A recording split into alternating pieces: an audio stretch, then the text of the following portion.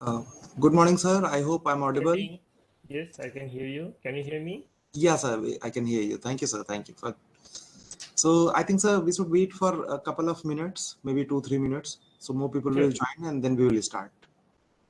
sure. I'll be back. Yeah. Okay, sir.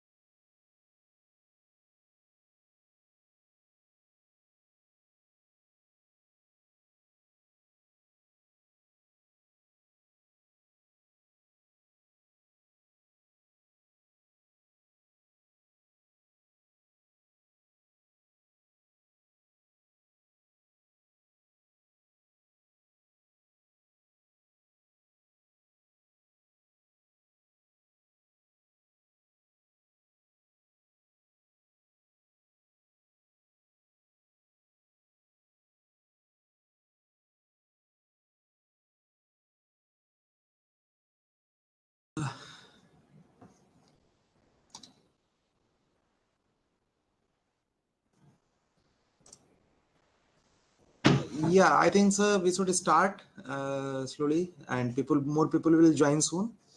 So I welcome again all the participants of this FDP, and I welcome our respected speaker, Dr. Anindya Goswami, to the session. I thank you again, sir, and for your time and for your wish to sharing the knowledge among us. So I hand over the session to sir, and you please take care. Yes, sir.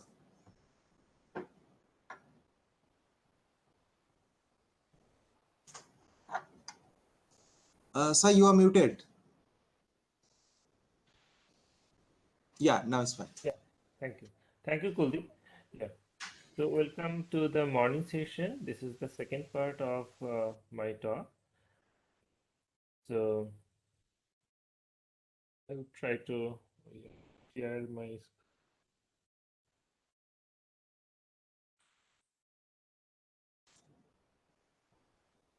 Yeah, it's visible, sir. Your slides are visible. Okay. So there.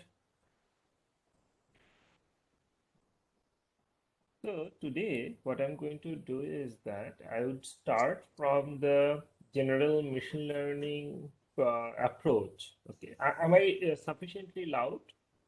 Yes, it's fine, but maybe for participants we may ask, is it yeah, Is it If possible, little bit loud. okay, okay? fine.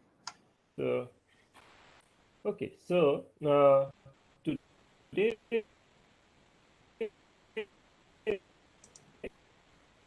uh, in my talk, I would first start with general machine learning is done.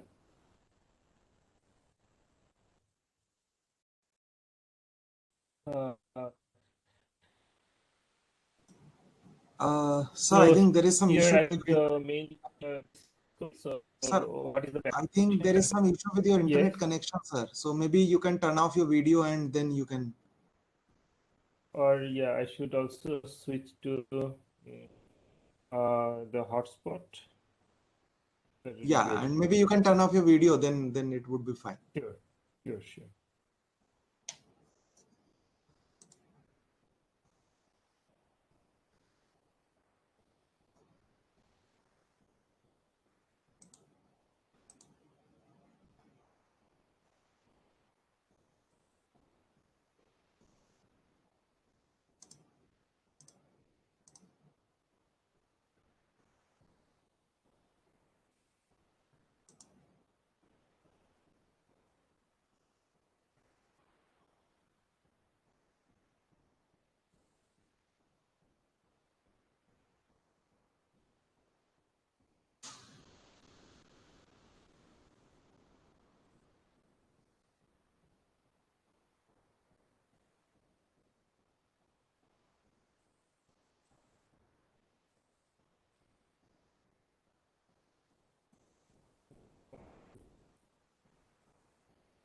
First, I think.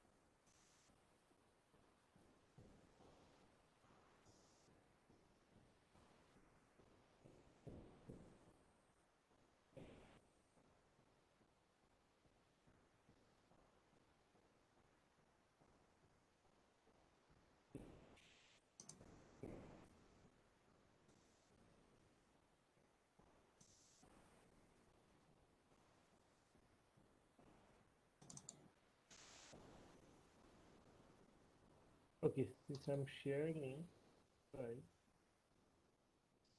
screen,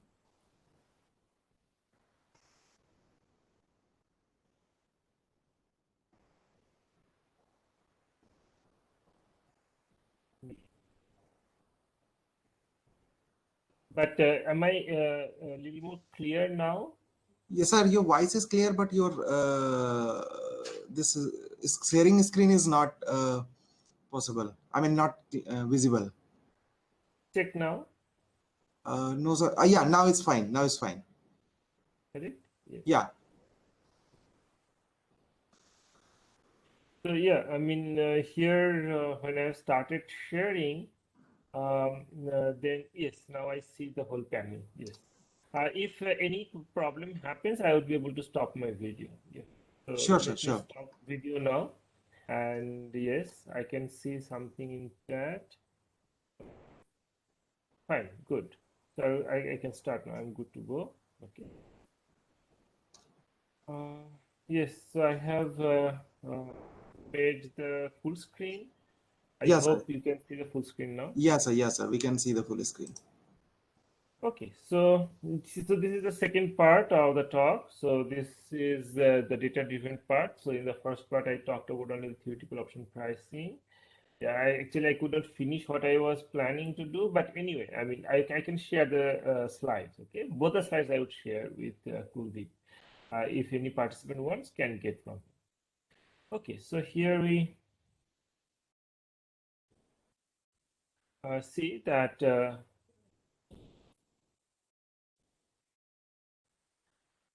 So this is the comparison between theoretical and data-driven option pricing approach. Okay, the fair price of an option contract depends on the current anticipation of the future dynamics of the underlying asset. What does it mean? Because if you are a trader and you want to, buy or sell a particular option, and when want to do that, you need to know what is the fair price. But the option contract essentially depends on future dynamics, because option contracts talk about something going to happen in future, and that's why the price of option depends on traders' perception of future dynamics of that asset. Okay, we cannot say that okay, it depends on the future dynamics of the asset, because no one knows what is the future dynamics of the asset. But at present, given the past observation, traders can have their anticipation of the future dynamics, and depending on that, they can judge whether the quoted price of option is fair or unfair, okay, is more or less, and that's why they can trade, okay, and they can purchase. So the success or failure of theoretical option pricing and hedging is closely tied to the success in capturing the dynamics of the underlying assets price movements. Okay, so that is the part which we have elaborated, in the earlier lecture. Simplified assumptions on theoretical models, okay, do not match the reality, like Black-Scholes, etc. On the other hand, complicated theoretical models are hard to calibrate. So they have some implementation issues. So then, because of this thing, the data-driven approach has its own, scope, okay, but it has its own limitation also. Now, here we start with what is machine learning. So for machine learning, you can imagine this as, in a very, simple term, in foundational level, it is like, associations of some input and output. Okay. So let X and Y, these ordered pairs are there. You have J number of samples. So X1, Y1, X2, Y2, etc., Xj, Yj. So this is your data. You have J number of data of the same, ordered pair. You can think this is a, bivariate population. And then your input is what? Xj. Okay. And what is Yj? Yj is the level. Now here, I am going to discuss about the categories. Okay. Why category? Because that is also closely related to the techniques what I am going to use here is today. So there are many different associations one can think about. Okay, Yj could be nominal. Nominal variables means just names, rats, cats, bad dogs, etc. Or it could be some ordinal values, like ordinal categories, like those are categories but they have some order. Okay, so for example, worst, worse, bad, good, better, best, etc. So these are some categories, but it has some order. Other than that, Yj could be also like numerical values. Okay, so then one can think about regression lines, that okay, X and Y both are numbers, okay, and how are they associated. So of course, regression line or something, straight line, etc. Those are the basic fundamental statistical techniques. And the thing is that machine learning becomes important when your these things are not directly applicable. I mean, or you do not get any meaningful things out of it. So when you have very complicated nonlinear relationship, then only machine learning approach becomes relevant. So here for our discussions, Yjs are some categories, okay, some levels, okay. We don't even, assume that these are ordinals. Could be nominals, okay. May not have any order. So what is the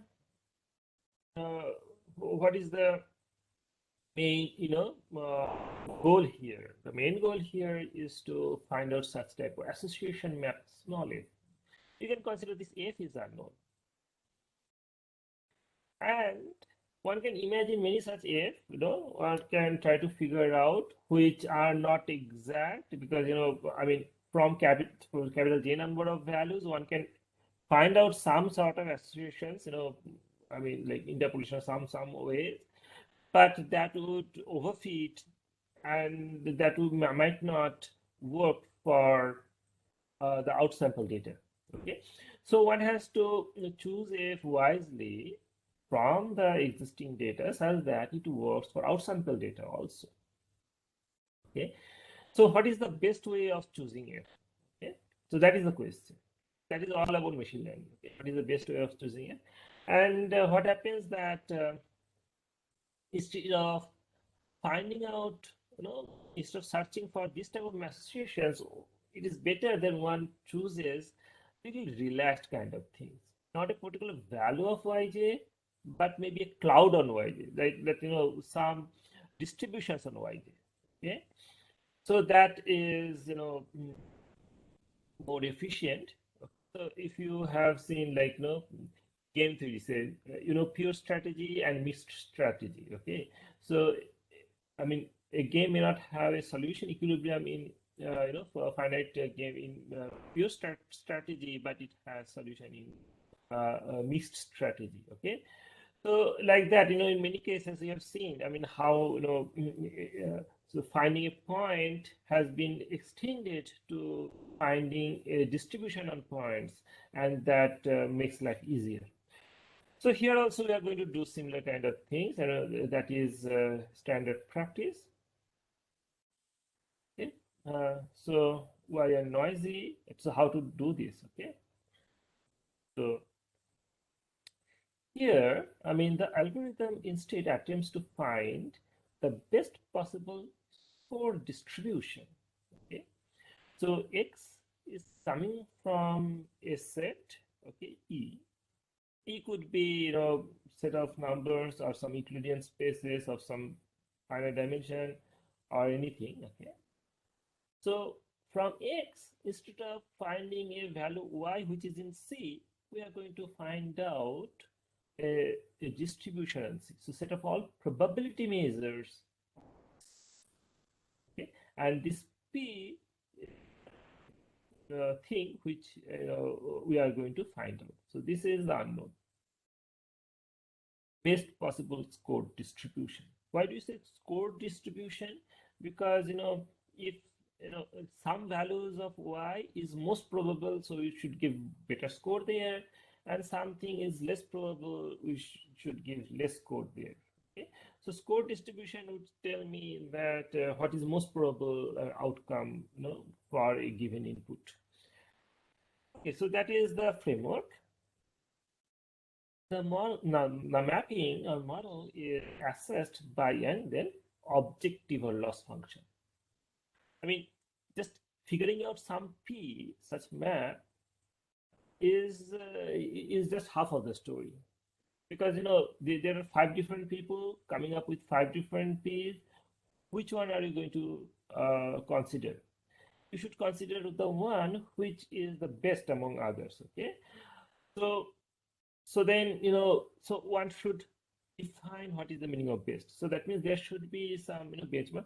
So here some objective or loss function does that. Okay, so objective functions, you optimize an objective function. So the given P, you find out, and objective function depends on that. Okay, so you find out that for which P your objective function is optimized. Okay, and then you consider that particular as your mapping. So machine learning algorithms actually are some iterative algorithms which try to find out this P by minimizing some loss function. That's it. So that is the main underlying idea. So it is accomplished with diverse algorithms with the different approaches. There are numerous, I mean, numerous number of approaches available here. Okay. So we are going to illustrate, some most, I mean, abstract way that the simplest underlying kind of thing. Okay, the gradient descent kind of algorithm. Okay, so there are many different variants of it. Various different way one can do this, but mathematically, this is the main underlying principle. So given an input small x, which is in capital E, fi of x, yeah, how many I are there? Exactly number of classes. Okay, if you assume capital C has capital N number of classes. Okay, for every class you have one F. So F1, F2, F3, etc. Fn. Okay, so you have Fi, which is the score to the ith class. So given an X, if the corresponding output Y should be in 5th class, okay, so then you can think the F5 of X has the highest score. Okay, fine. So this is the score to the ith class. Okay, and then we set capital F, which is a tuple, capital N tuple, F1, F2, F3, Fn. Okay. So this is what we were trying to emphasize in the earlier slide. So if I have a data that for a particular X, the output Y is in the 5th class. Okay, so 5th class is the output. Instead of associating X to 5, I'm going to associate X to a tuple, which has capital N number of coordinates, but at the 5th coordinate I would give more score. Maybe I would give 100 score there, and other places maybe I would give lesser scores. Okay, so that is the kind of thing. Okay.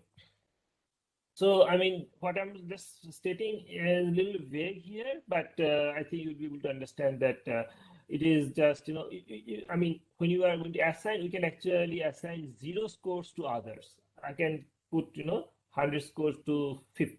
Okay, so that is also fine. Okay, that is also fine.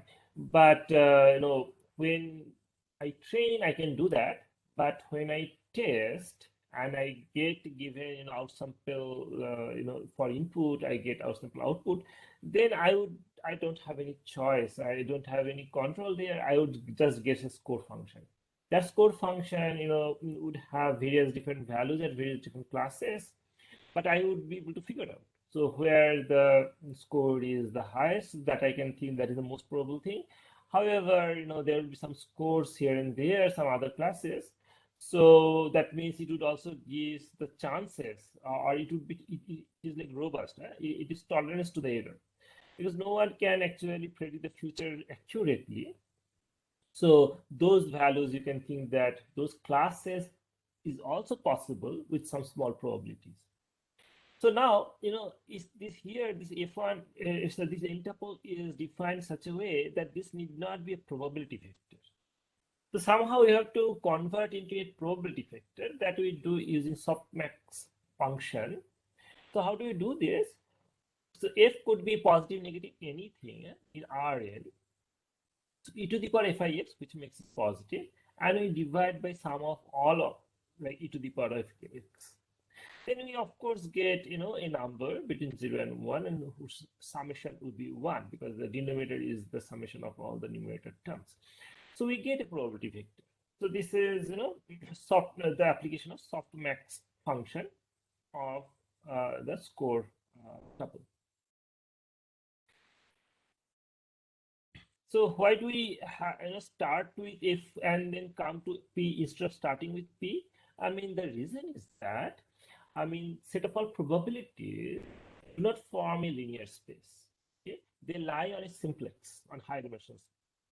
And then if you try to optimize your objective function, and you run an algorithm to search new probabilities, and then the gradient descent algorithm or any other algorithm might dictate you to go to a vector which might not lie on the simplex of the probability vectors. Okay, so you start with a point on the simplex of probability vectors, and then next step might go to go outside to that simplex. Okay, so that is, and then you have to project to come back. So that also induces an error. Instead of that, if you start with score tuple, which is on Euclidean space, then you are always in the Euclidean space, and this softmax function always give you a corresponding probability vector. So that is also the reason that why people start with score functions instead of probability vectors, but consider softmax function to transfer it. Okay. So yeah, I mean, of course, for a for an user of algorithms, machine learning algorithms, one actually does not need to code these functions, etc. Often those are library functions; those are already there. Uh, Even without much going to the details, one can also use some machine learning algorithms. Okay, however, it becomes a little hard to interpret the answers and results and performance without proper understanding of this association. Okay, so now next what we do is that so this PIX, what we understand from the definition, is a conditional probability mass function. Why is it conditional? Because given x.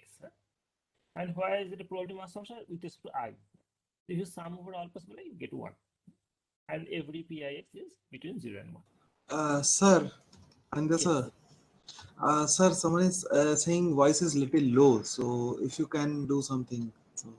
Okay. Let me try, because some does not work. Yeah. Yeah, it is. It is very, very loud. Now it is fine, sir. Okay. Thank you. Yeah. So whenever you find that it's low, just remind me. Sometimes it has some loose connection. Fine. So I continue. Yeah, yeah. Given a probability mass function Z. Okay. So what we want to do now, we want to find out distance between two probability mass functions. Why? Because I would like to introduce, so some notions of approximity. Okay, like I mean, if I want my algorithm to give good prediction, then on the test data, it should perform very well. Okay. Sorry, for the training data, it should perform very well. So in training data, if I have a particular, from that I figure out what is the,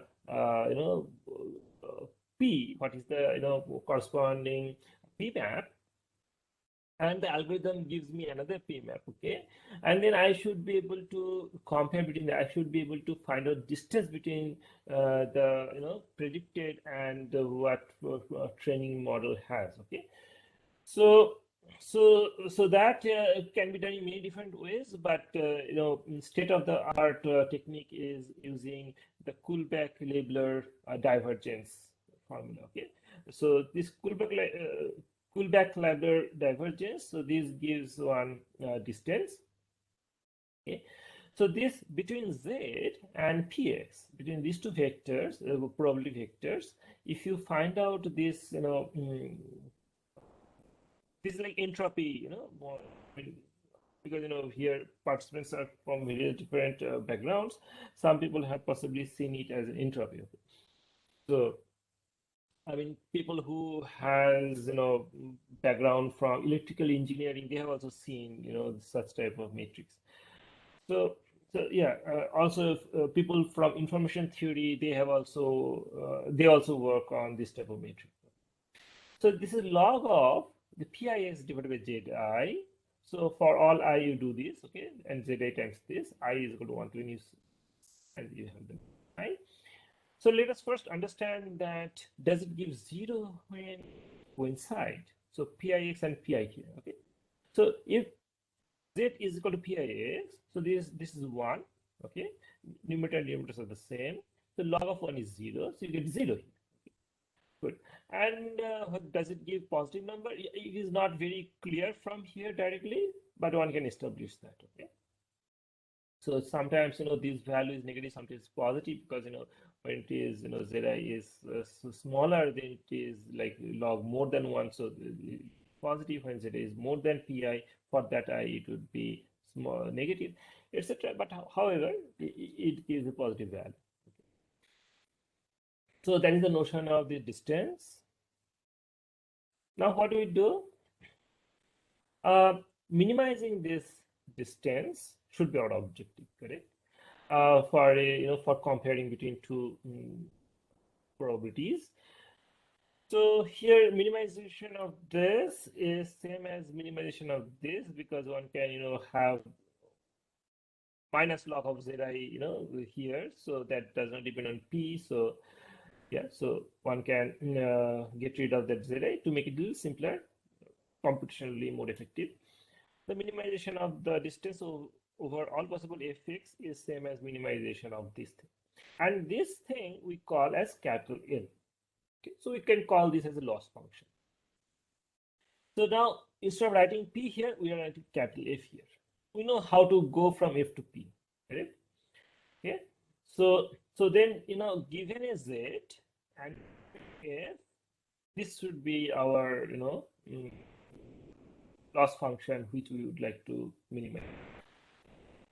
Now given, so this is the theoretical, background of figuring out what is the loss function. Now we, return to the data setting. We have a capital J number of ordered pairs. Okay, so this is like training data set. So this is input, this is the output. We need to train, right? So algorithm has to learn the input-output association from capital J number of data.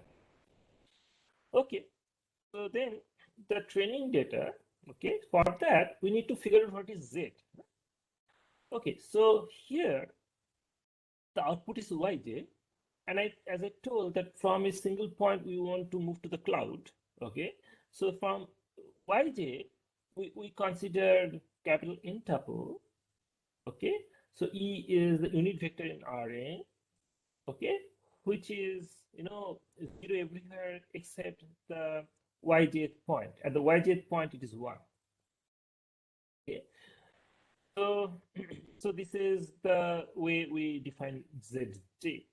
So given yj, we come to the zj level. So from point we get that, probability vector, and then we associate xj with zj. Okay, fine. So that is the way we do. Now, what we want to do now, we aim to obtain an f hat. What is f hat? The best possible score function for which this loss function is minimized. So what is the loss function? So for xj, ideally zj should be the corresponding score function, score distribution. So I take all possible capital F on xj. Okay, so all possible capital F. For that, fxj is giving me one tuple of score tuple. Zj is also another. And we find out the loss function of this. Okay, and sum over all possible j is equal to 1 to capital J. So this capital F should be chosen such that not only it works well for only a particular jth input, but all possible training data.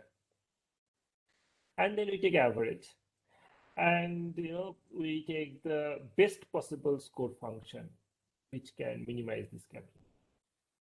That is effect. So here, this is the place where the actual application or need of machine learning starts. Why? Because if you see how many such capital F is possible, infinitely many, right? Because you are minimizing over all possible F. F is like I mean, for a given x, it's Rn valued, but in principle there could be x is coming from maybe another Euclidean space. Basically, F is sitting in infinite dimensional space. Okay? So for if capital E is finite, okay, then this F could be considered as member of a finite dimensional space. But if capital E is just a real line, okay, the one dimension maybe, yeah. So then also capital F becomes infinite dimensional. Okay, because all possible F are from R to Rn. So that is the kind of considerations. So now minimizing over infinite dimensional space is often not so difficult if you have, like linear programming problem. No? So there also you do kind of, minimization on set, infinite set, but those are having linear settings. I mean, you are optimizing a linear function.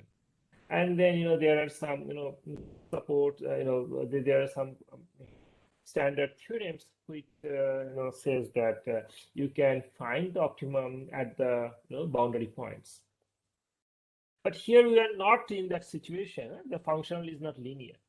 So that makes the problem hard, and that is the need that you need to come down from infinite dimensional space to finite dimensional space somehow, and still you should not miss out a lot, and asymptotically the algorithm should give you a good result. Okay, so what we do is that not over all possible F, but over a smaller subset.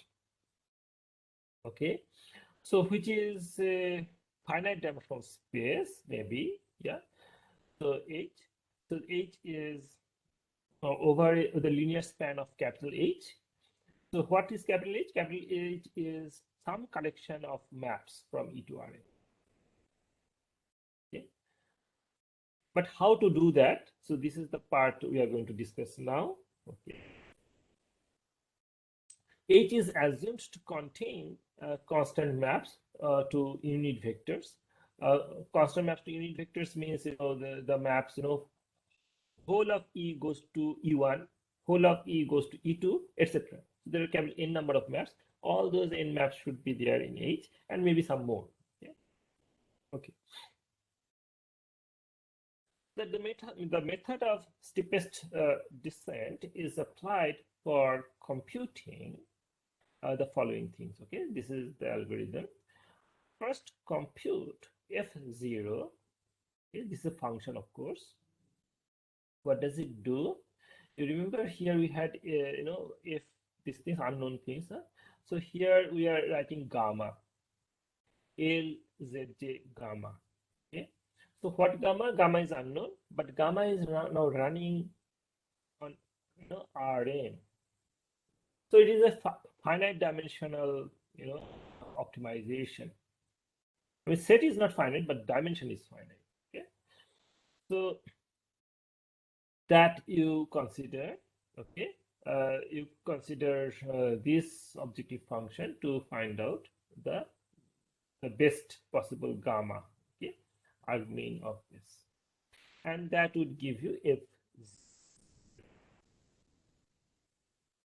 Now carry out over small n running from 1 to etc. up to capital N. You think about fix your mind that, okay, I would iterate it maybe 100 times. Okay, so then capital M is equal to 100. So how the iteration goes? For each j, compute the residual. So this is, as I told, the gradient descent kind of thing. So you want to minimize this. So you take, partial derivative. So like neutral directions kind of scheme, negative signs with del gamma. And at gamma, you define as, fm minus 1. So when m is equal to 1, that means f0. So after finding this gamma, okay, what you have f0 then. So at f0, you for gamma is equal to f0 case, you find out that del gamma of L. That would give you this residual Rmj. So that corresponds to the increment kind of thing. So then fit a weak learner to xj to Rmj. So, I mean, RMJ is the corresponding, when you do this thing, then you get the corresponding, the increment.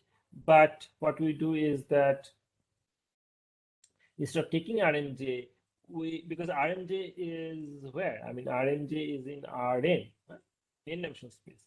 But what we need to, we cannot forget that we are working on a larger space. So we need to put a function from x to this. Okay, so j is running from 1 to capital J. So this I mean, this you can compute for your training data set. For every training data, you have this ordered pair. Now, for this ordered pair, you have weak learner. Now, one can, at this point, one could be really confused that we want to learn the association of X and Y, and we want to associate something, and for that we are here using another learning. So I mean, how can one do that, huh? So thing is that I mean, this is the main goal, that how to learn it, huh? How to associate that. Thing is that here weak learner means that you can have very simplified, oversimplified association. Okay, oversimplified association, so that you can associate now here HN, and for that you can have a particular algorithm. There are many different ways to do that. You have it. Okay, maybe sometimes just linear, or little non-linear, like that uh, uh, the ReLU functions, etc. So there are many ways to actually put the weak learners. So after putting the weak learners, then you are in a position that here you have a function of x. Okay. Now compute the multiplier alpha m. What does alpha m do? Alpha m actually gives you that how much you need to go in that direction, because RMJ gives you the direction, increment, or where you go to the for finding out your next thing. So in the next iteration value. So this gives a direction, and alpha is going to tell you that how much you need to go, but you don't know how much you need to go. So you find out the best possible distance. So R minimum. It's a minimum which minimizes the alpha, which minimizes this. So that would give you alpha. So here, as before, ZJ appears, but instead of gamma, now we have more sophisticated things. So imagine that we are at m is equal to 1 level. So then we have f1 minus 1, that means 0. F0, when you have figured out, so F0 I can use here, F0 of xj plus alpha times am of xj. So that would give me alpha m. So using this, alpha 1, okay, and R1, we can find out now F2, etc. So how do we do that? This multiplier alpha n is then used to update the score as given by the scheme. Fm is equal to Fm minus 1 plus alpha m Hm. So from F0 we get F1. Similarly, from F1 we get F2, etc. So this is the algorithm. Okay. So you continue this for capital M number of times. And after m iterations, you obtain Fimx as the score function of ith class for any input small x in E. This gives final score distribution Pm. Okay. So by using submassing. Yeah. So yeah. Any question regarding this until now before I move to application to pricing?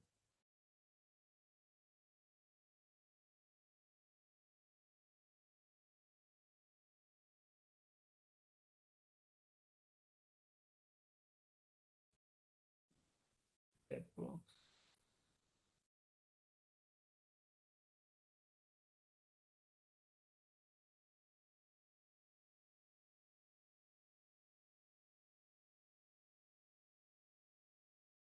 Okay, so there is no question here. Chat. Okay. Sir, there is a question. How to fit a weak? I mean, How to fit a weak learner? Yes, I can see. Can you please elaborate? Yes, sir. Yes. Okay, good. Yeah. So so let us consider a specific example. Imagine that you have 10 number of data points. Okay, x1, y1, x2, y2, etc., x10, y10. And for that you have obtained these RMJs, etc. Okay, so you have the you have the 10 number of such order pairs, okay, from x and y. And then what are these? These are actually 10 points in the two-dimensional space. Okay. So 10 points in the two-dimensional space. And then what you do is that you try to find out an association that, I mean, which you just, try to um, capture the association, I mean, relation of these 10 points. Okay.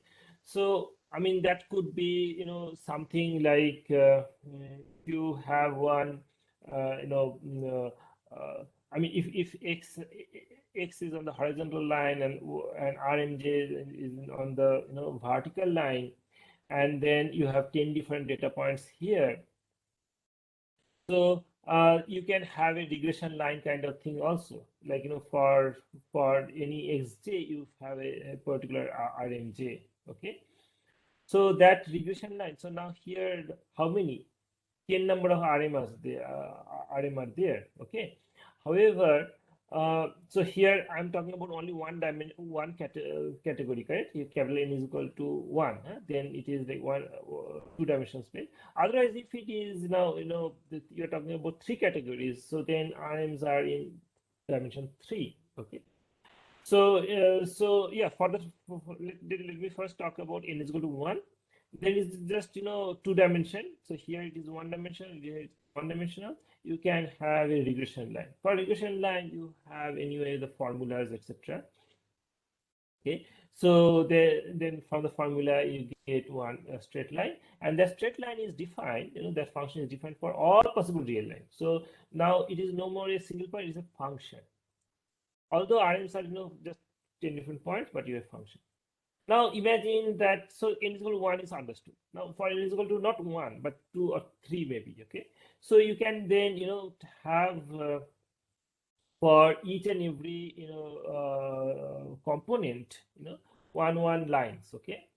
So that would give you also an association. So you can get a plane out of it. Okay, so no, I mean you'd get not plane a line, but the line would be in not 2 dimension, but in 5 dimension. Okay? So like for each component, like component 1, you get 1 line, component 2 another line, component 3 another line. So for these 3 lines, are for corresponding projections, and then in that, 4-dimensional space, you have a straight line whose projections you have already obtained. So, I mean, getting a formula for HM is pretty much easy, and that is crude because that is, coming from xj to, I mean, just coming from a linear association. However, the use of these quick learners in this iterative manner would give you nonlinear and effect. There is another thing that instead of straight line, you can also have some category classifications kind of things that I would say that below certain threshold it is some value, above certain threshold it is possibly increasing. So these are the ways. So you can, I mean, understand the case of regression very clearly in this context.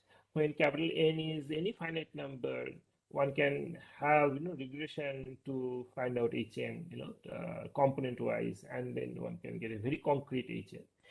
But that is not only the all possible ways. There are many other ways.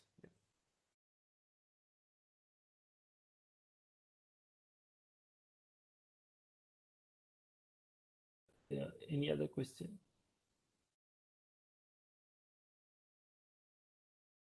No, sir, not now. Okay. Okay, so now we go to the next page.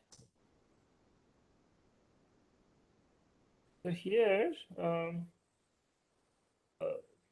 so yeah, I mean, out of 4 hours, we spent 3 hours on understanding what is option and what is machine learning. Now it is the ML option. As I told that we need to understand these, deterministic curves in the earlier lecture. And these are the data. Data looks like this. From this type of data, we need to figure out how to associate. Now here, is option prices, okay, what we can see the close prices, etc. So there we can see that some values are like number of contracts 0, etc. So that means these values are possibly spurious. Spurious in the sense that those have not been traded. So we're not confident whether these values really represent any man. Okay, so so then we should actually remove these from the data.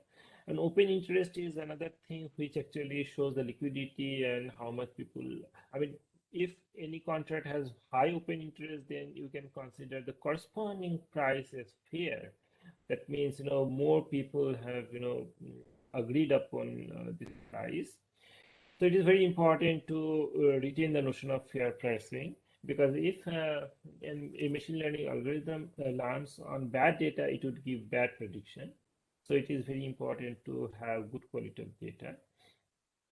Okay. So yeah, so daily data of option price we are talking about, we are considering from Nifty 50 and Bank Nifty Index, okay, from 2015 to 2018, this time period. That was our underlying time. We purposefully excluded 2020 data and 2019 later part. So, because there the behavior was different. Towards the end of the talk, I would discuss about what happened to that. I mean, because if market is unstable, then it behaves very differently. So then no statistical method actually can work there well. Okay, so that is the reason we take only this data for the training purpose. And then here this is very briefly I'm saying that although raw data is humongous, but we consider after filtering it becomes 13,000 number of data. Data means each row, 13,000 rows we consider. And we train with 10,837 and we test on this thing. Okay, so this is for Nifty 50, this is for Bank Nifty. Okay. So we believe that, so this is the first formulation. We believe that no real market is complete. Okay, so in other words, a random payoff such as an option contract may have multiple fair prices. Okay, so a single predicted price is more confusing and convincing. Okay, so when we are trying to predict a price, what should we predict? Predict a single price or predict a band of prices? Okay, so if in principle, always we can see that given a product, it has a fixed price. The price is a single point. Okay, we can see that, but that is possibly a realization of one particular point of a band. Okay, so if something is realization of one point of a band should have totally different meaning than actually output is one single point. Okay, so yeah, what we have observed in literature, whenever people tried to predict option pricing using machine learning, they always considered the point to point, like trying to predict a single option price. Yeah, of course, so in the market we see single option price, but that should not confuse us. I mean, that single point is just a realization of a band. Okay, so I mean, many other prices in a band could be similarly fair. Okay, so a single predicted price is more confusing. So what we do is that we define the output variable in a manner that conveys a range of fair prices.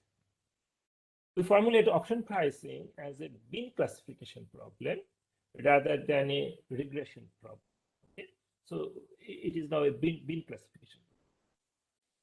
So you have non-overlapping bins. So we have, so then what should be our category of output? Our category output are some bins, okay? And what we do is that if C is the call option price, we divide by strike price. So then this ratio is scale free. It's scale free in the sense that both are priced, but it doesn't matter in which currency you're talking about or which asset. So this becomes scale free. And then you multiply with a amplification so that you can nicely categorize it. What we do is that we divide the range of outputs into non-overlapping bins, okay, and we select the embracing bins as the output variable.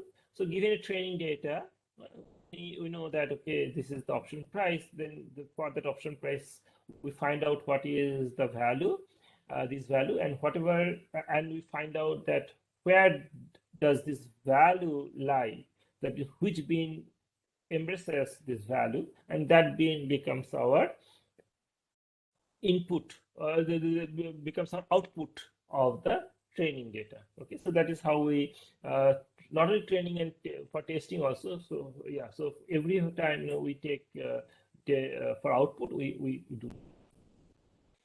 So determining the width of the bin is of course challenging. So what is the bin size? So I mean, bin we are going to do, but how big? I mean, if bins are very large, then it becomes imprecise. Imprecise means that, I mean, say bin is as big as the total all possible prices, only one bin. So of course, I mean, then one has 100% accuracy, but that hardly contains much information, because precise option price, precise thing also needs bin should be smaller. But two small bins also, like at the extreme cases, there's just like a single point, so then also it misses out that incompleteness, the vagueness of the or the admissible fair prices. So a proper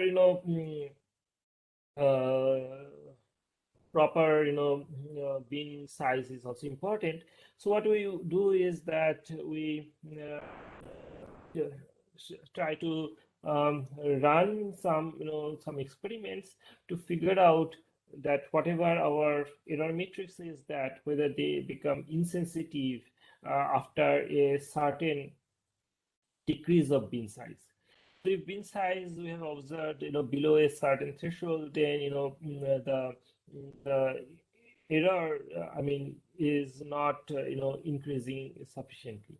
So of course, if bin size is too large, the error is very small, because I mean, it is imprecise, and then error is of course small.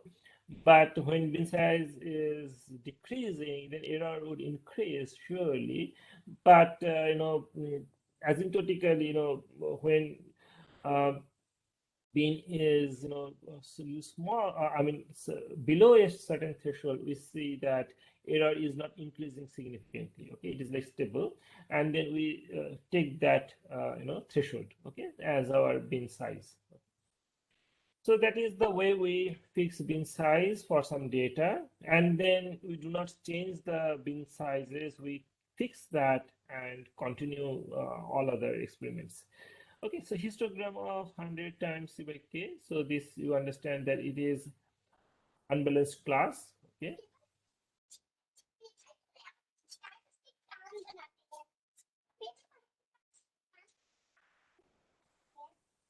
I think there is a question, but I could not hear properly.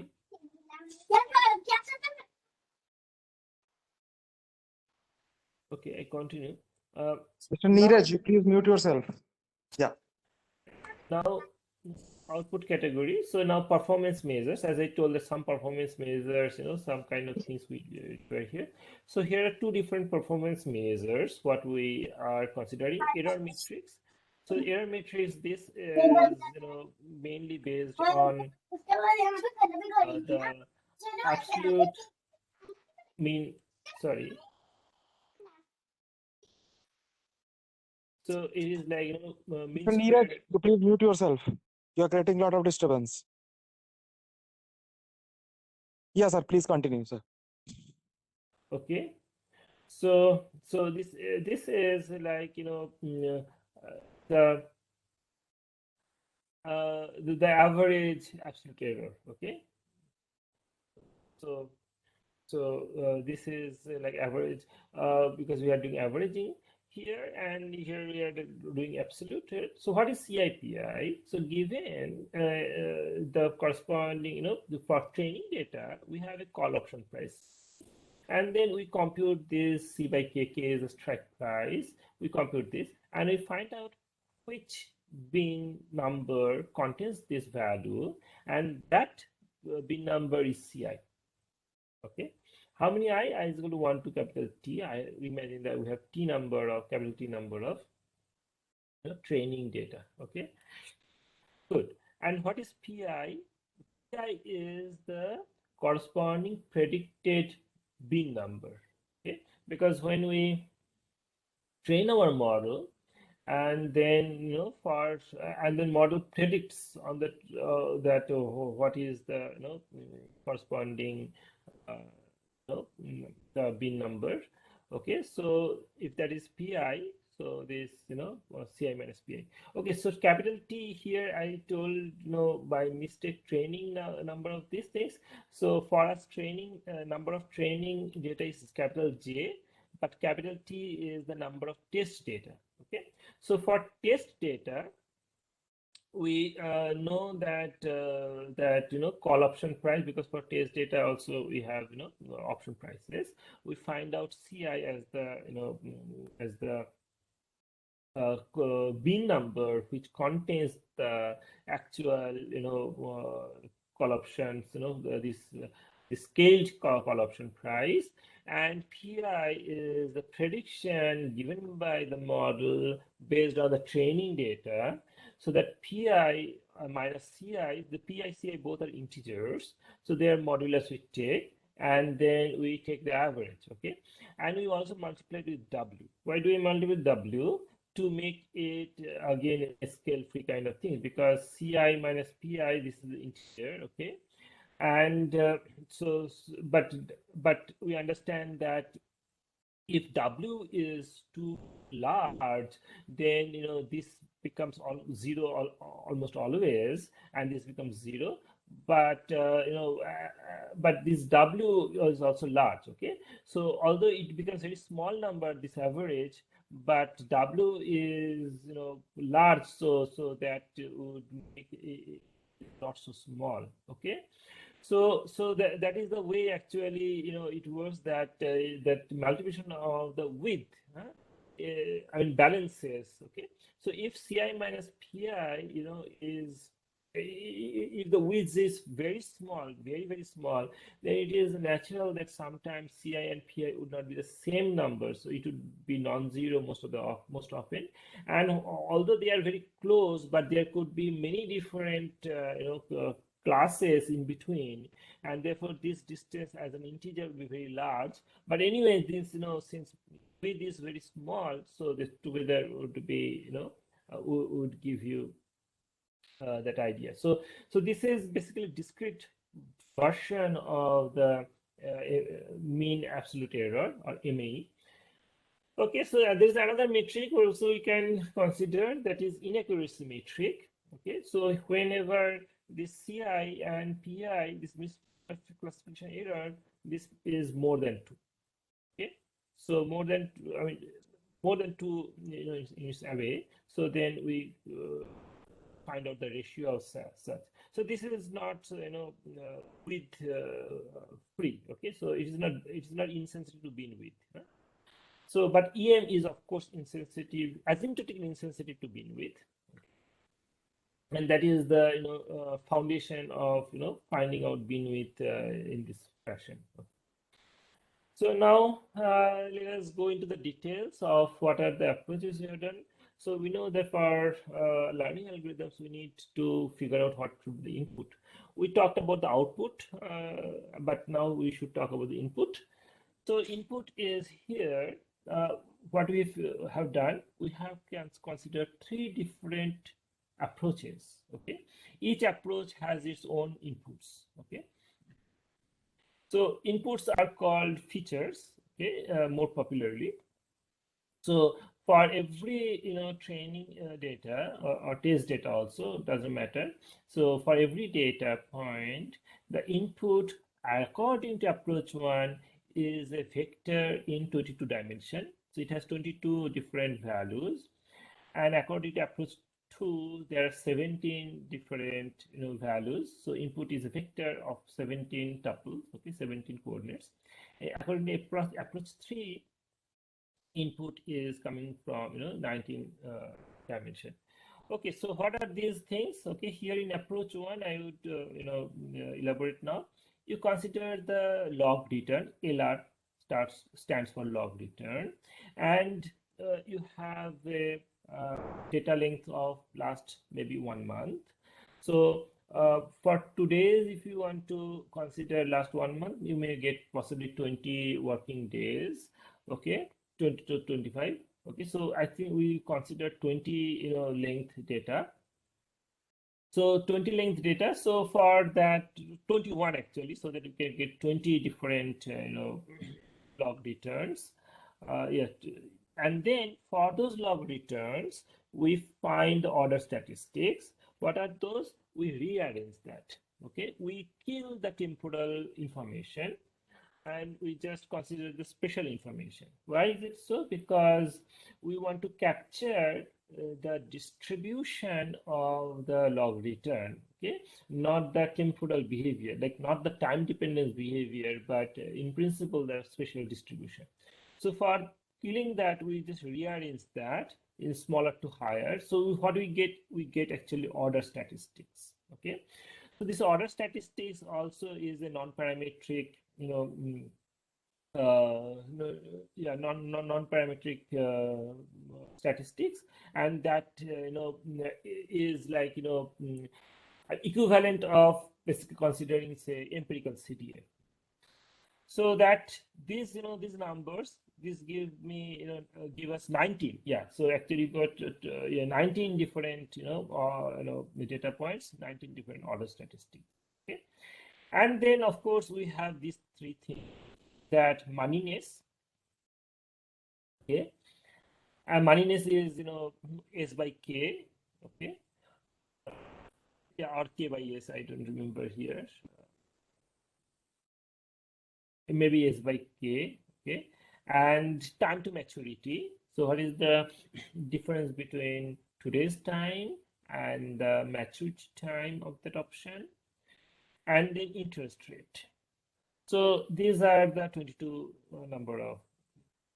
And approach 2, here what we do is that we do not take order statistics, although what we do is that we take OHLC, open, high, low, close of last 20 days things, and for those we compute the covariance.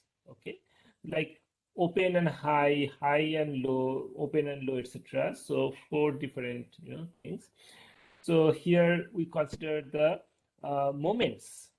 So here we did not consider any moments, it is just the order status is non-parametric, but here you can think it's a little parametric way to consider this.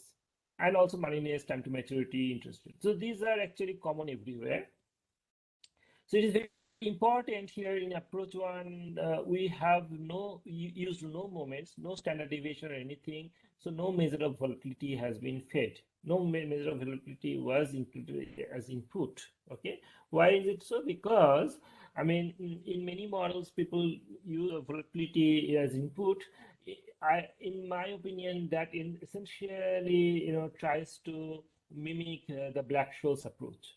Because that fluctuation is some phenomena, and one way to articulate or quantify is finding out the standard deviation, but that need not be the only way to do this. Okay, so here we do not include any moments. It is just the order statistics, and let the algorithm understand what is the distribution, what is the best way of associating the stock price information to the option price values. Okay, so that is our approach 1, and this approach 2, here on the other hand, we considered more information like high, low, close inside the day, okay, intraday information, more information, and we used the second order moments like covariance, etc. So in third approach, what we do is that we do everything like second approach. However, we include the information of previous price of the same option, previous price of the same option. So here, when we do that, so that means that the algorithm has access to the previous option price.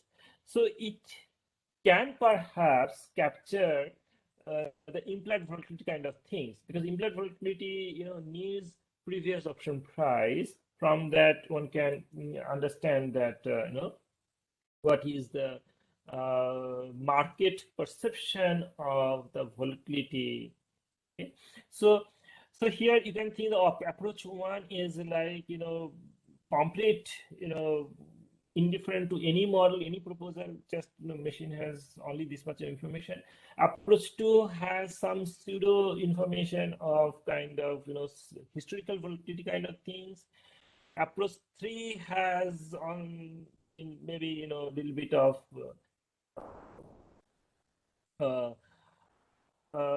implied volatility kind of information. But we purposefully did not put exact, we did not compute implied volatility to feed in. We did not compute, any historical volatility to feed in. We just have given these moments and this price, okay, to check how much it can do, okay.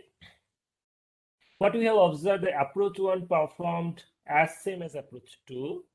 So this, I mean, extra information of this, square OHLC, the intraday things did not help. Okay, so that also says the power of this, order statistics, of only the closing price. Okay, you don't need OHL, just C is sufficient. Okay, and here approach 3, of course, worked better than these two because of this, previous option price. So the experiments I'm going to tell next, and that really says that the effect of previous price of the same option really helps to predict today's option price. That means in market that influence of implied volatility is really there. Okay, that is a real thing. I mean, as Kandigar was telling in the innovation that if a theory becomes popular, that theory also becomes true. So it is not the true theory becomes popular always. If a theory becomes popular, the popular theory becomes true. So so anyway, so we have this process flowchart, the whole way of the experiments. This is the NEC database. Okay, so National Stock Exchange database. We do data cleaning and filtering. Then we have filter data. For filter data, we have either of these approaches, 1, 2, or 3. So consider we are taking the first approach. Okay, and also we have binning mapping. So this is for input, this is for output. For output, we have bin mapping. So for input, from given an approach, we have a feature set. It could be 22 dimension, 17 or 19 dimension. Okay, the feature set. And then this input and output, this together. Okay, so here we have this blue and red line. So blue line is for training. Yeah. So here what happens that here model inputs. So training data set and test data set. For training data set, what we get is that we generate a supervised learning algorithm model. Okay, and then we also have for the test data, we have test data set, and we put that on the train data. So here we obtain a learning model, so a model which is learned, the association between the input and output of the training data set. And then when we have the model ready, so we put the input of the test data set. Okay, so this blue line is for output, and red line is for the input. Okay, so red line is for input and blue is for output. So the input goes here. On the other hand, for this test data set, we also know the output, but we of course do not feed here, we keep it here. And for training data, whatever the output we get, the green line, okay, so that is our model prediction. And on the other hand, we also have for test data actual things, output also. So model prediction and test data output. So these two are compared using two different evaluation metrics. EM is error matrix or row, and then we report the values. So these things we do. And here, instead of model prediction using our this way, one can directly from the data can find out can get the empirical volatility to find out the Black-Scholes price. So instead of this gray thing, if I contrast this thing with the Black-Scholes price, and then using the same error matrix, and we report those values also, and we check that which is smaller. Okay, so that is the idea. Okay, so here it is a visualization. Okay, so how to visualize these things? Thing is that we take implied volatility. So whenever we predict an option price, it's a band. From that band, we can figure out what is the average, implied volatility. So the implied volatility also, lies in a band. So for a predicted option price, we find out a predicted implied volatility band, and for the given test data, there also we can find out implied volatility. How? Because we are taking near the ATM options. So near at the money options, there we have for every particular strike price, maybe for every different stock price, we have maybe 3-4 different strike prices, and many different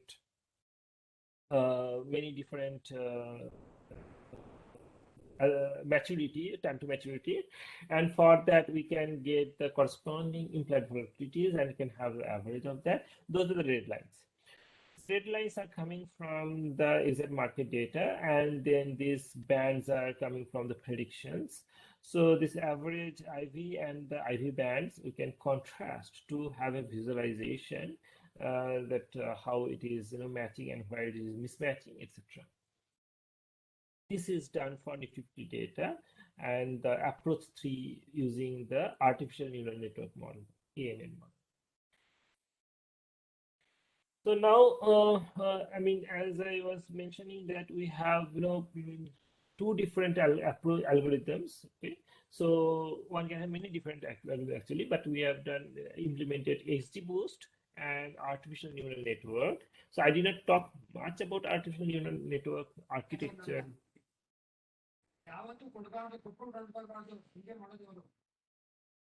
Someone is unmuted. Who is this?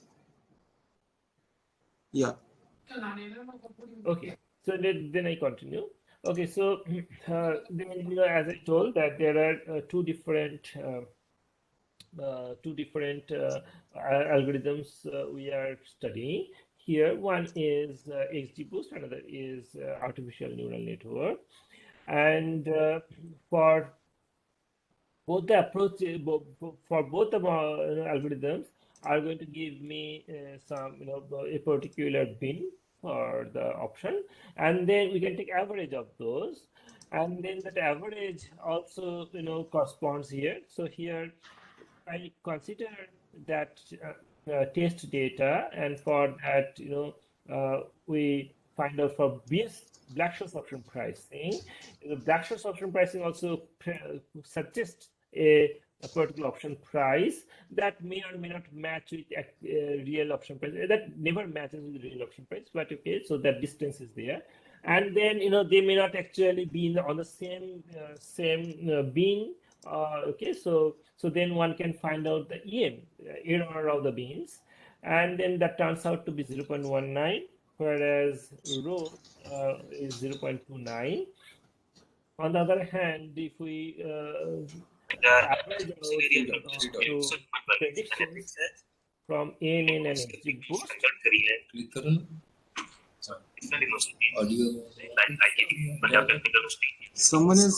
Someone is unmuted. Please mute yourself. Please mute yourself. We are unable to hear the speaker. Yeah. Now, so you please continue. He is muted. Okay. So then, approach 1, approach 2, approach 3. Here we see that error is here 0.16, 0.16, 0.13. Rho is here. So here we can see that when we average out predictions of two different models, we get much smaller error than what Black-Scholes can predict here. So here one can see that these algorithms are model free. So here approach 1 and approach 2 appears and is similarly performing, as I was telling that inclusion of open, high, low, close, those intraday things that did not help much. So that means, to understand the distribution of the stock price, the closing, price of the daily data is sufficient. And just, if you manage it properly, like, just, kill the temporal information and take the order statistics, that is doing well. Okay. Then combined training models. This is another notion. What we are doing is that we are doing an experiment, which so this table has some error. So just ignore these two start. Okay. So EM and Rho. What we are doing is that we train the model using Nifty 50 training data, and then when model is trained, we are testing on Bank Nifty data. Okay, Bank Nifty data. So so here what we see is that there also we are getting good error bounds. Actually, it happened so that for Bank Nifty, if one trains the model with Bank Nifty data and test on Bank Nifty, the end part, okay, so then one does not even get such a good error. Okay, so actually Nifty 50 data trained model was performing better than Bank Nifty data model. Okay, so there are many reasons to, one can explain that phenomenon. Thing is that Nifty 50 we have more number of data because it was having more number of data. Another thing is that this training more trained model performs in future totally based on the distribution. Okay, so if the distribution of the asset price remains similar kind of things, then it should work. Okay, it does not matter that where the returns are coming from. Is it coming from the same symbol or different symbol? The algorithm only captures the distribution of the log return. Okay. So yeah, so this is like asset independence model. So that this also clarifies that viewpoint, and yeah, that should be also like whenever one talks about option pricing, doesn't matter what asset you are talking about, or what matters is the model of the asset. Well, the statistical property of the asset. So only thing is that sometimes some assets are running in 10,000, some are in 1,000. So scale-free business takes care of that. Since we have done that input and outputs are scale-free, so that problem does not arise here. Okay, so this is the reason that can train models using one data and then test on something else.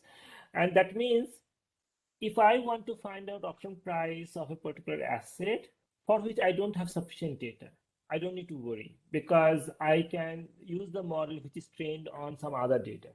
Okay, so this allows model to this allows the models to achieve far better generalizations and capabilities. Also solve the problem of paucity of data. Okay, the primary limitation of using machine learning networks. Okay, So now what we want to see here it is just the errors, okay, and then the visualization of predictions. Okay, what we do is that along the horizontal axis we plot here horizontal axis we plot the midpoint of the beans, and and along the vertical axis the closed price for test data. So this is closed price for the test data. So this is like from the data we are doing, and in the horizontal we plot the prediction of the midpoint. Okay. So that is how we get this scatter plot. Okay. So these are predicted price. These are the actual price. And then what we do is that so of course these points are not just diagonal, but somewhere near the diagonals. So what we do is that we draw a diagonal line, that is a red color line. This is just y is equal to x line. And also we find out what is the orthogonal regression line from the data. I mean, how the data is sparsed along this diagonal line. So the green line is basically the orthogonal regression line, and we see that this green and red are very close. Okay, very proximity. I can understand that that if you find out the relativity is really small, so that says that this is unbiased in the sense that because the actual option price what we see is, as I told, is just a single realization of a band, and then if you have maybe 1,000 such realization, you can think that it would be equally distributed.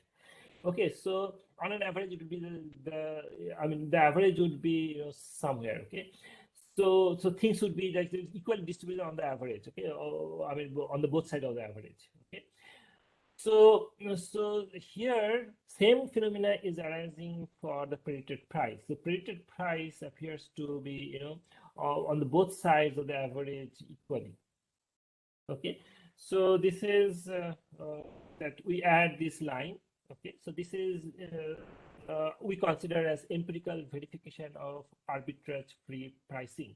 So the algorithm gives a price. That is also one way of pricing, but how can you ensure that is arbitrage-free? I mean, this is one empirical setup where in these settings, you have just the data, and then from that you can test in this manner. So the proximity of these two lines cross-validates the fair pricing by the trained model.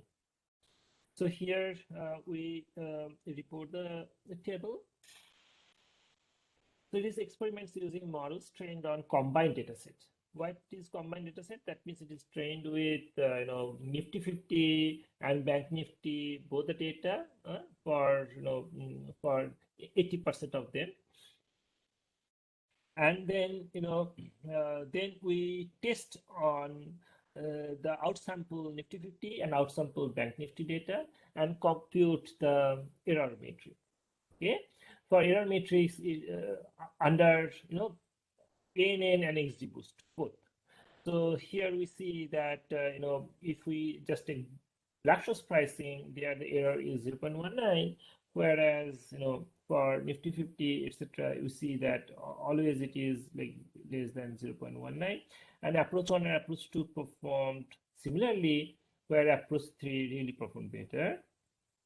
That also indicates that implied volatility really plays a crucial role in option pricing, because although we did not put implied volatility, we put that previous option price. So traders, when they quote price, etc., they really look at previous option price. Okay, how it happened. It is not the exact same value, but I mean captures the inherent information of the option price, because previous day price of option is capturing the anticipation of future dynamics of the asset, okay, how it would move. So that perception does not change much.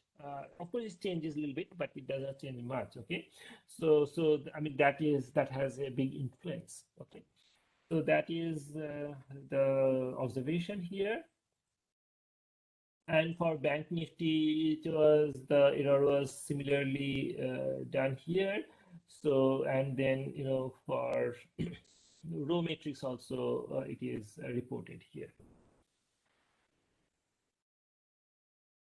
So this is done. And now I have some more time, 10-15 minutes. So I would talk about now the failure or the limitations of the model. Okay. So that is also important because this is data-driven thing. It, of course, has some limitation. So here, this is a QQ plot of the data set, like, October 2019 to December 2019. And that is contrasted with January 2020 to March 2020. So during this interval of time, we find out the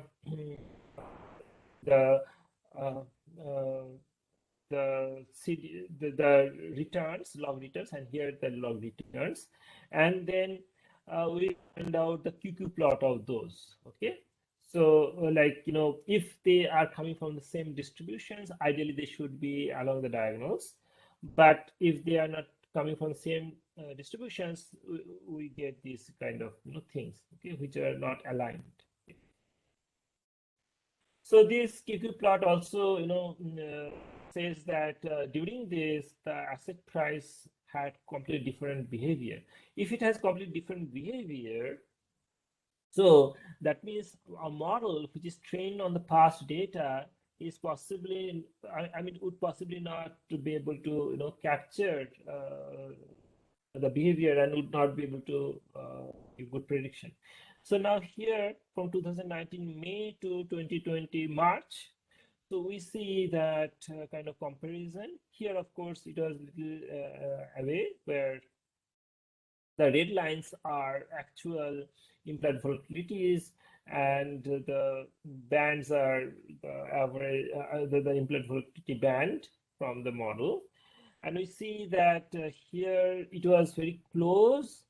I mean, it was almost every time, embracing this, whereas at this occasion, it started going out in the extreme values, and it performed very bad here. Okay, very bad here. So although the actual, volatility values was too high, but this was predicting high, of course, but not exactly as same as this. Okay, so these are the limitations. Then that means that when your situation changes drastically, there, the training model should not be used. I mean, they do not perform well. Okay. However, one can also compare that instead of training model, how does Black-Scholes perform? Yeah. So then that actually performs even worse. Okay. So because Black-Scholes, that formula depends on the empirical volatility, historical volatility that was much smaller than the coming future. So that gives even distance far from the reality. Okay, so that's it. So yeah, any questions? Yeah, so any questions from the audience? Is there any reason of such a behavior of EM versus bin size plot, or is it particular for the considered data? Could you please provide some input here? Sir, there is a question by Nimit. Okay, so according to bin versus, yes, I understand. I think this thing, correct? Yes. So Nimit is asking about this plot.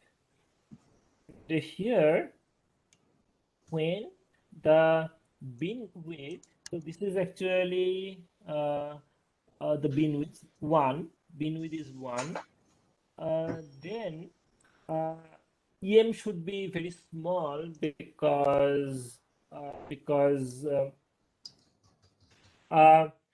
it is so large that whole range of possible these values are having only 5 bins.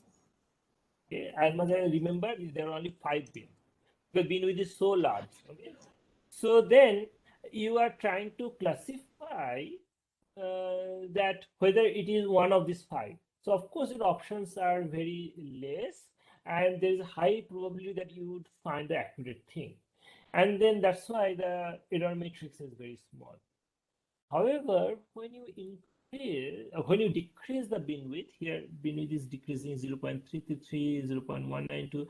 I mean 0.3, this is like 1/3, 1/3, 1/3, and then like that, 1/4, 1/5, something like that was happening here. And when it is decreasing, then the range is divided in more number of bins. So here you can see here.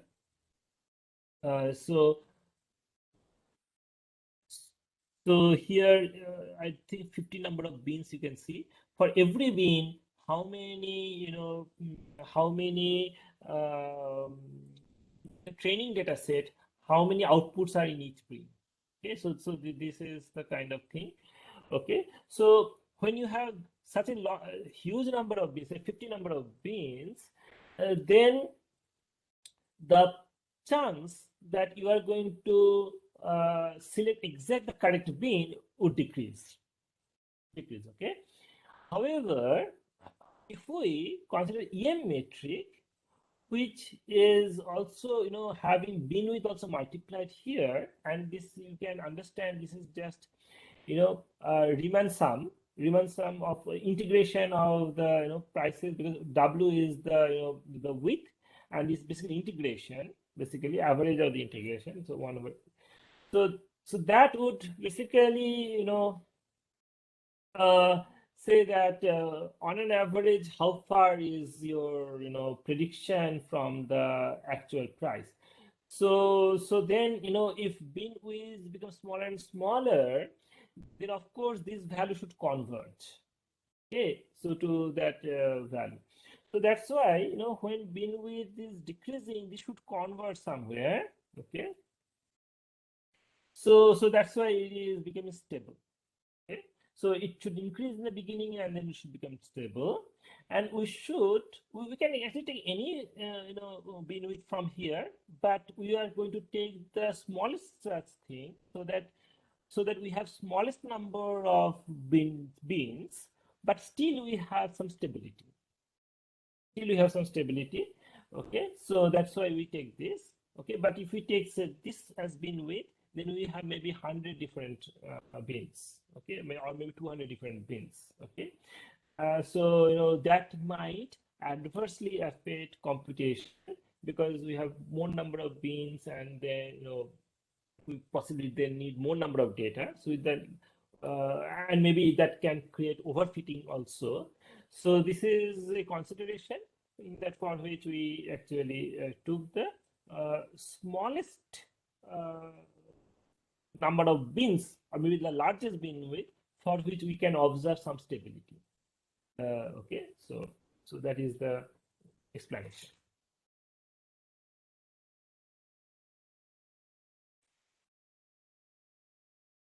Yeah, any other question? Nimit has said that thank you for the explanation. I have another question.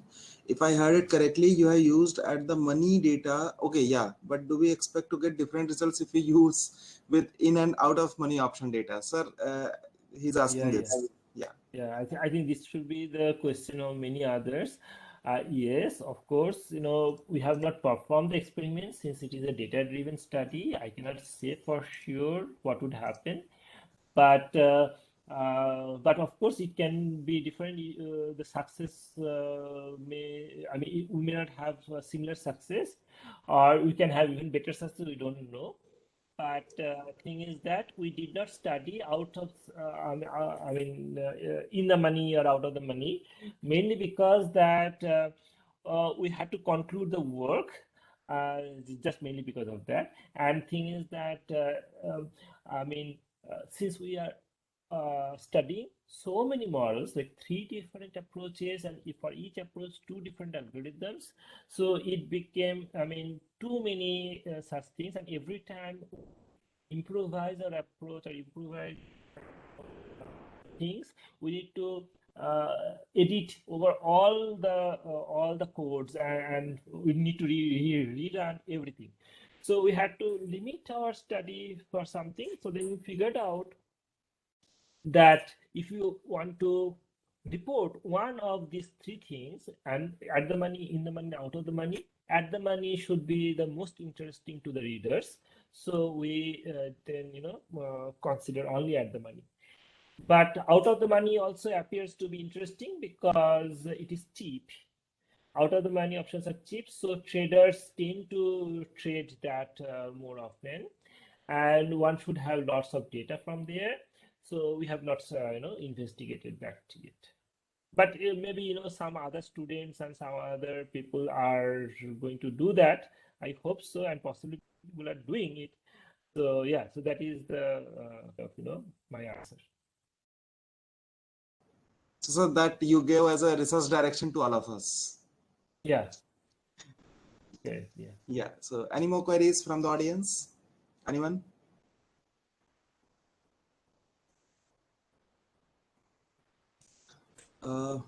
Yes. Okay. Thank you for the reasoning and such a nice. Okay. I think, sir, no more queries. So yeah, great. Anyone, because see, I must say that this is the lecture on the very much theme of this FDP, the data-driven approaches for option pricing. So anyone having any questions? Otherwise, we can wind up this session. Okay, thank you very much. I think, yeah, sir, just I would thank you, sir, again for giving your time, your knowledge to all of us. I mean, we all are eagerly waiting for this lecture, let me say, because as I said that this is the theme of this FDP.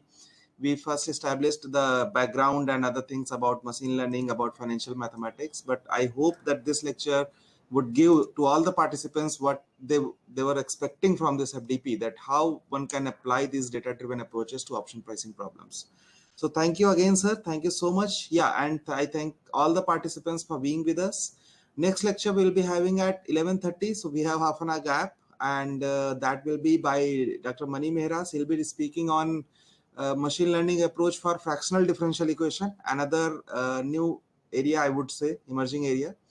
So thank you, sir. Thank you once again, and thank you all the participants. Yes, sir. Thank you. Okay, Yeah. bye-bye. Bye, sir. So I'm winding up the session here. We'll again, we'll be sharing the attendance link, and we'll again meet at 11:30 for the next session. Thank you all the participants.